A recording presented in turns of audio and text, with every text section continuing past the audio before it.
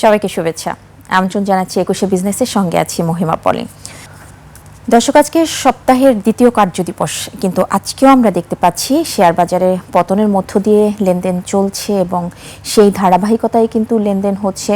অবশ্য এর একটা বড় যে কারণ হিসেবে উল্লেখ করা হচ্ছে এবং শেয়ার বাজারের সাথে সংশ্লিষ্ট ব্যক্তিবর্গ সকলেরই একই মতামত, এটা আসলে যুদ্ধের জন্য মধ্যপ্রাচ্য যুদ্ধ পরিস্থিতির প্রভাব পড়েছে আমাদের শেয়ার বাজারে। তবে একটা বিষয় এখানে উল্লেখ না করলেই নয় যে এটা শুধুমাত্র বাংলাদেশের শেয়ার বাজারে নয়, আন্তর্জাতিকভাবে সারা বিশ্বের স্টক মার্কেটের উপর কিন্তু এই যুদ্ধের প্রভাবটা পড়েছে। এবং সেখানে আমি যদি আপনাদের কিছু বিষয় একটু জানিয়ে দেই যে আন্তর্জাতিকভাবেও কিন্তু সবগুলো দেশের সূচকের উপরে এর প্রভাব পড়েছে এবং সূচক কিন্তু কমেছে।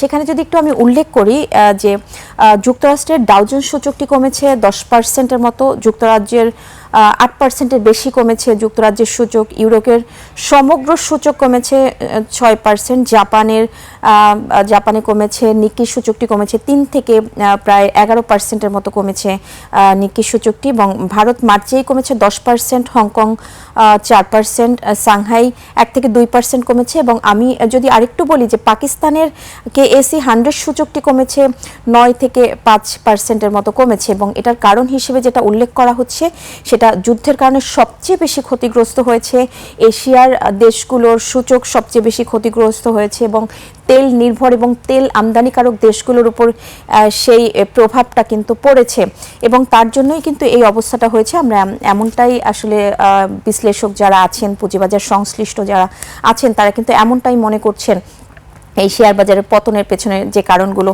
তো আজকেও যেটা রয়েছে, আজকেও কিন্তু আমি যদি একটু বলি যে সেক্টরগুলো এখনো পর্যন্ত বাংলাদেশের শেয়ার বাজারে পজিটিভ রয়েছে সেটি হচ্ছে engineering sector, fuel and power sector, IT sector, service sector, textile sector, ceramic sector, paper and printing sector, tannery sector এবং ট্রাভেল সেক্টর।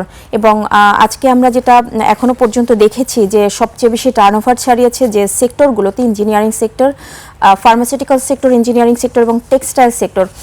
দর্শক, আরেকটি বিষয় আমি উল্লেখ করি যে এই যে ধারাবাহিক একটা পতন, এটার জন্য কিন্তু বেশ কিছু সময় বেশ কিছু আসলে উদ্যোগ নেওয়া হচ্ছে এবং আমি এখানে একটা বিষয় একটু অবশ্যই উল্লেখ করব, সেটি হচ্ছে যে শেয়ার বাজারকে আরও প্রাণবন্ত ও টেকসই করে গড়ে তোলার লক্ষ্যে সকল অংশীজনদের সঙ্গে নিয়ে কাজ করার কথা বলেছেন বিএসইসির চেয়ারম্যান খন্দকার রাশেদ মাকসুদ। এবং ঈদুল ফিতর পুনর্মিলনী অনুষ্ঠানে তিনি এমন বক্তব্য দেন এবং তিনি এমনভাবে আশ্বস্ত করেন যে শেয়ার বাজারের সম্মিলিত উদ্যোগ প্রয়োজন। আসলে শেয়ার বাজার উন্নয়ন নিশ্চিত করতে সংশ্লিষ্ট সব অংশীজনের সম্মিলিত উদ্যোগ প্রয়োজন এবং সে লক্ষ্যেই কিন্তু কাজ করা হচ্ছে শেয়ার বাজারের জন্য। আরেকটা বিষয় যদি আমি এখানে একটু উল্লেখ করি যে গতকালকের সেই পুনর্মিলনী অনুষ্ঠানে সব প্রতিষ্ঠান, ট্রেক হোল্ডার সবাই কিন্তু উপস্থিত ছিলেন। আমি যদি তাদের নামগুলো একটু মেনশন করি, এখানে ডিএসসি ছিল,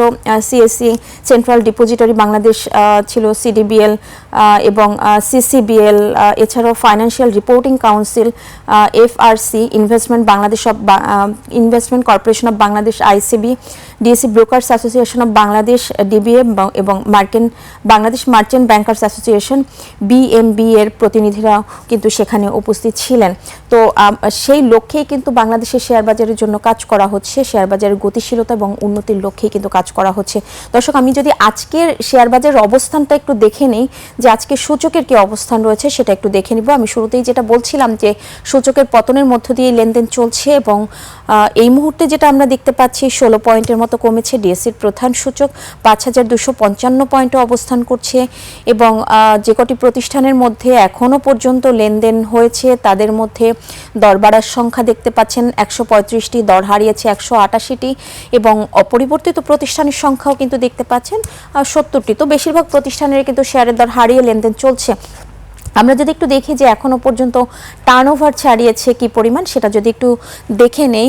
টার্নওভার ছাড়িয়েছে, আমি যেমনটা বলছিলাম যে টার্নওভার রেগুলার যে টার্নওভার ছিল সেই ধারাবাহিকতায় কিন্তু লেনদেন হচ্ছে। আমরা যদি একটু দেখে নেই যে ঢাকা স্টক এক্সচেঞ্জে এই মুহূর্তে কত কোটি টাকা লেনদেন হয়েছে সেটা একটু দেখে নিব।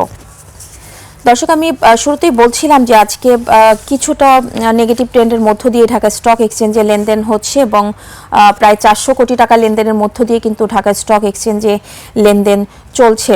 তো সূচকের কিছুটা পতনের মধ্য দিয়ে লেনদেন শুরু হয়েছিল, সেই ধারাবাহিকতায় কিন্তু এখনো পর্যন্ত লেনদেন চলছে ঢাকা স্টক এক্সচেঞ্জে। তো দর্শক, নিচ্ছে একটা বিরতি, ফিরছি একটু পরেই, ততক্ষণ সঙ্গেই থাকুন।